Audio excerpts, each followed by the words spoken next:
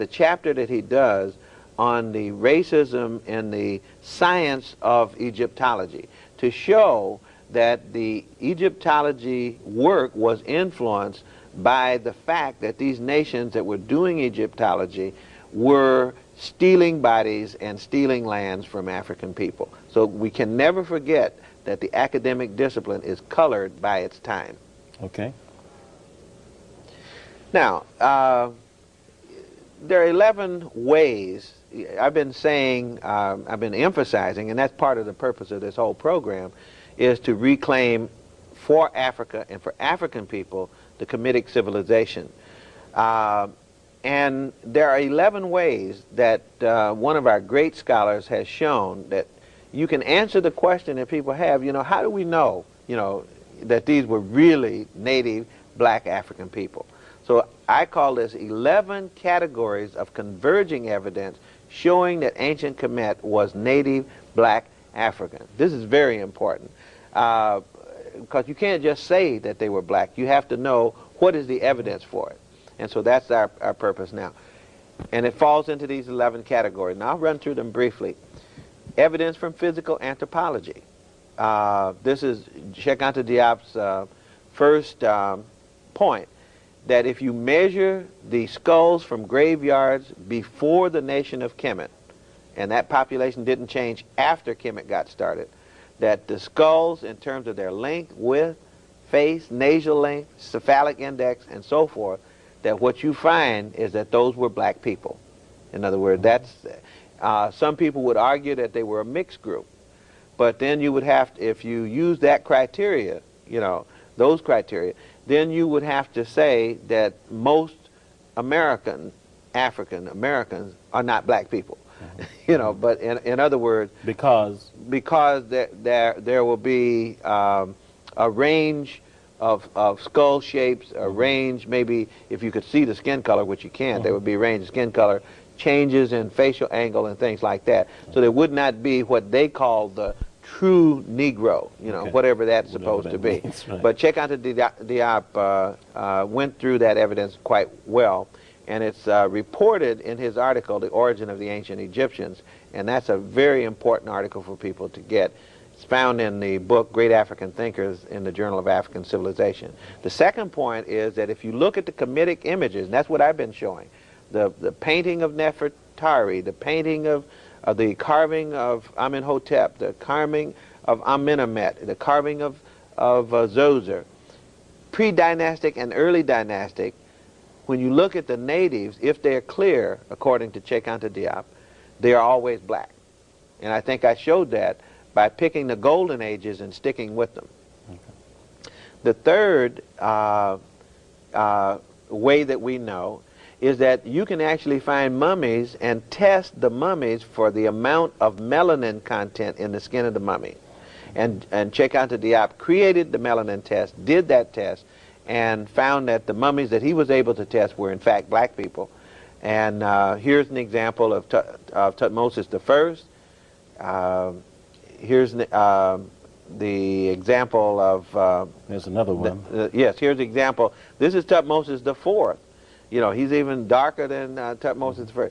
These mummies are black-skinned, and some people have argued that, well, they're only black-skinned because of the way they embalm them. But that's why Professor Cheikh Anta Diop was able to create a dosage test for melanin, because the melanin molecules remain firm over a long period of time. And he did that and showed that the mummies were indeed black, the ones that he tested. And if he had been able to test the others, we feel certain that the same thing would have been true. Okay. Then this is bone evidence. There is a rule by one of the old Egyptologists and paleontologists that said that the typical Kemetic type was short arm and negrito, if you look at all the skeletal remains. Then the fifth... we'll go to the next. I think we can go to the next. This would be a slide of the... from the tomb of Ramesses III, showing the two black figures in there. One is Kemetic and the other is Nubian, showing that there's no difference between the Kemite and the Nubian, but the other two are Asian and kind of European.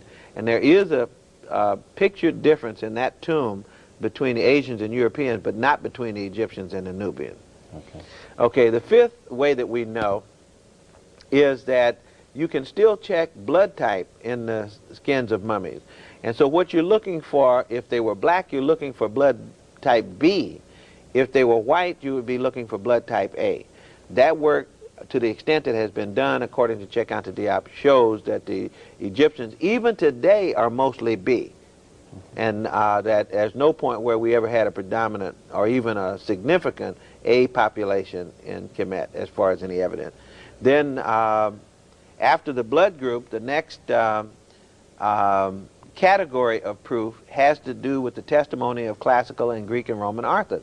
So here's just a list of some of the people who saw the Kemites with their own eyes. Herodotus saw them in the 5th century BC. Aristotle saw them in the 4th century BC. Lucian saw them in the 2nd century BC. Strabo in the 1st, and Diodorus in the 1st century AD. All of them referred to the ancient Kemites as black people. So it would be not until, according to Bernal again, in his study of why some scholars seem to be saying something different. He said they changed the story at Göttingen University beginning around 1750 when Göttingen was founded. And you had a group of professors there who apparently wanted to rationalize German nationalism, so that they began to deny what the old Greeks and Romans had said, who were eyewitnesses, by the way, and these professors were not. Okay. Then the Kemetic people called themselves black people.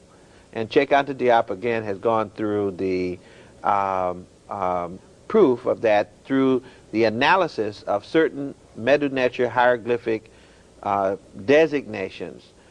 In particular, the name Kemet, K-M-T, not just K-M. K-M is black, but when you add the T to it as a determinative, and when you add the key to it, Kemetu, and when you add the determinative, little man and little woman with 3 strokes under them, that's the plural.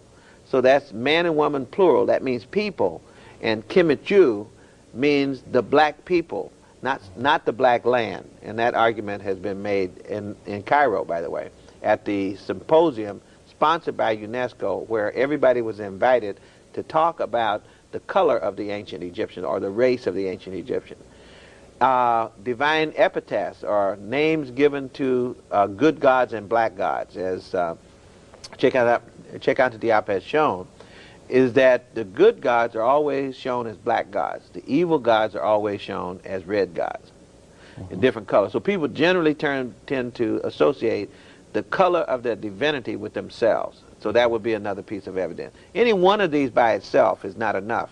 But if you take them all collectively, then we have something that's very important. Divine epithets. So beneficial gods are shown as black ones. Hippopotamus Set is red, and so forth. Okay, the next piece of evidence would be from the Bible.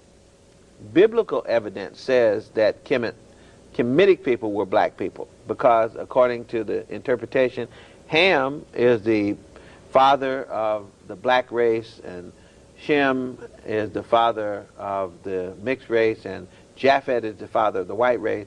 And Ham's children then would be the black children, and that would be Cush, which is Ethiopia, Phut, which is Somaliland, Mizraim, which is Kemet, and Canaan, which is present-day Palestine. So all of those were black lands, according to your reading of the Bible. So that would be another piece of evidence.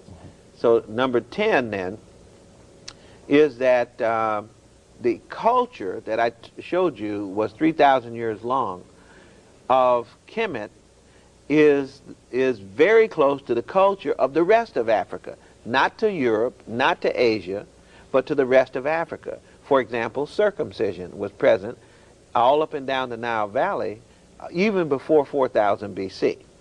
Then number 11, there's a linguistic unity. This is another aspect of culture. The language of ancient Kemet is closely tied to the language of the rest of Africa, especially to the languages in West Africa. And Cheikh-Anta Diop was able to show that kinship between this and his own language. More recently, Greenberg's classification of language talks